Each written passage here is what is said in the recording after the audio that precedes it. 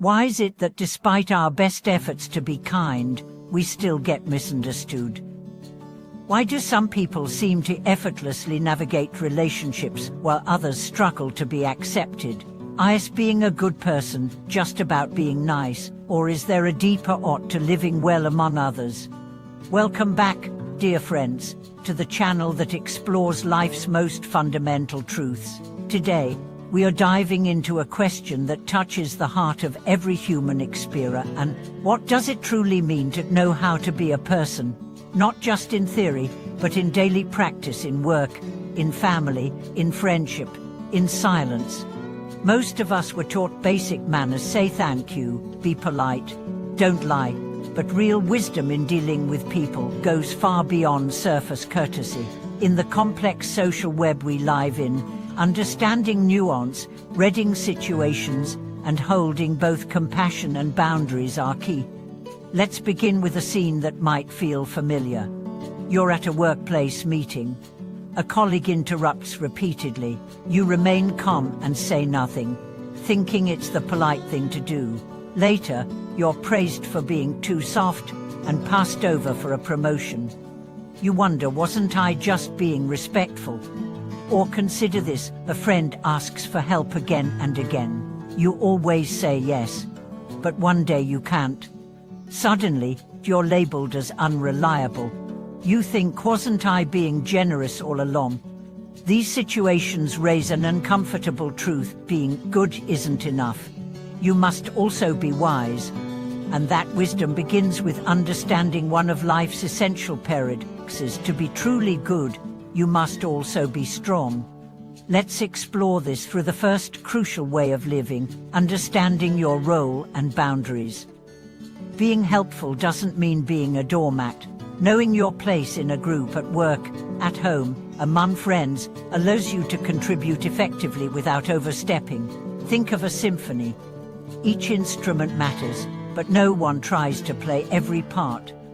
The beauty lies in harmony, not domination. Take the story of Angela, a young manager in a large corporation. Eager to please, she volunteered for everything. She stayed late, fixed other teams' problems, and took blame to protect others.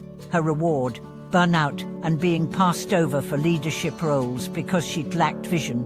Eventually, a mentor told her, "Stop trying to save everyone, start leading your own lane." She pulled back, focused, and her team began to shine. Within a year, she was promoted. Angela's story teaches us this: boundaries are not selfish, they are respectful to yourself and others. And now, let's turn to the second principle: humility in strength. It's tempting to show off, especially in a world obsessed with visibility, but real influence often comes from subtlety. The loudest person in the room is rarely the wisest. In fact, many of the most powerful people in history mastered the art of restraint. Think of the quiet strength of Abraham Lincoln, or the calculated patience of Nelson Mandela. Neither needed to boast. Their presence, consistency, and integrity spoke louder than any speech. A friend once said, "The people who impress me most are those who don't need to tell you who they are. You just feel it." That's what it means to be powerful without being loud. Let's take a different kind of story now, about a high school student named Leo. He wasn't the smartest or most athletic, but everyone liked him. Why? Because he listened. He remembered people's birthdays. He offered help without making others feel small. Years later, at a reunion, his classmates shared how his quiet gestures made them feel seen during hard times. Leo never saw himself as special, but he changed lives. True humility is not thinking less of yourself, it's thinking of yourself less. Now on to a third essential lesson: share your success. In communities, in workplaces, in families, the happiest and most respected people are those who uplift others. Success doesn't shrink when shared, it multiplies. I once met a baker who opened a small shop in a struggling neighborhood. Instead of competing with other local vendors, she trained young people to bake. She taught mothers to start home businesses. Soon, the entire street flourished. Her shop became the heart of the community, not because she made the best bread, but because she built others up along the way.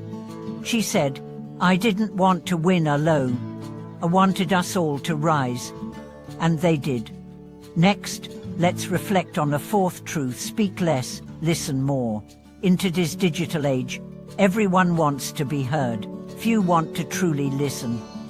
But it's in listening that we gain insight, build trust, and avoid unnecessary conflict. A man once told me how his marriage nearly ended until he learned once listening without trying to fix. I used to interrupt my wife to give solutions, but he said, "Now I just ask, do you want comfort or advice?" And most of the time, she just wants to be heard. That saved our relationship. Listening is not passive. It's an act of courage and care. But what about those who misunderstand you? What about people who manipulate, deceive, or hurt despite your best efforts? Here we arrive at the final, most complex lesson: preserve your dignity, even when others don't. You are not responsible for other people's reactions. You are responsible for your intentions, your tone, your boundaries. When you live in alignment with your values, even the worst misinterpretations lose their sting. I once asked a monk, "How do you handle betrayal?" He said, "I ask myself, did I act with truth? Did I speak with kindness? If yes, then the rest is not mine to carry." Being a good person doesn't mean being liked by everyone. It means liking yourself when you look in the mirror. Let's step back and tie these threads together. The 5 principles we've woven through stories today: knowing boundaries, embracing humility, sharing success, listening deeply, and standing firm in dignity, are not rules. They are rhythms. They are habits formed through reflection, courage, and sometimes pain. And these principles don't make life easier, they make it richer. You'll still face rejection, but you'll stop chasing validation. You'll still feel pain, but you won't be defined by it. You'll still make mistakes, but you learn from them, not hide them. That's what it means to be truly good, not perfect, not popular, but whole. Now let me share one final story, one that changed me deeply. There was a janitor named Tom in a hospital I once visited. Every patient, every nurse, every visitor knew him, not because he spoke loudly or did anything dramatic, but because he greeted everyone by name. He asked how their families were. He sang softly as he cleaned. He once told me, "I don't save lives like doctors do, but I can make life a little lighter while people wait to be healed." Tom passed away last year. At his funeral, hundreds came: doctors, patients, cafeteria workers, administrators. One woman said, "He was the first person who smiled at me when I was diagnosed with cancer." I'll never forget that. Tom didn't have a degree in psychology. He didn't make speeches, but he was, to everyone he met, a good person. So ask yourself not who you want to impress, or how many followers you have, but this: what kind of feeling do people carry when they walk away from you? That feeling is your real identity. Thank you for watching this video. If these stories stirred something in you, if you've had your own journey of learning what it truly means to be a person, we'd love to hear from you. Share your experience in the comments, subscribe for more deep life lessons, and send this to someone who's walking the same path. Until next time, be kind, be real, and most of all, be whole.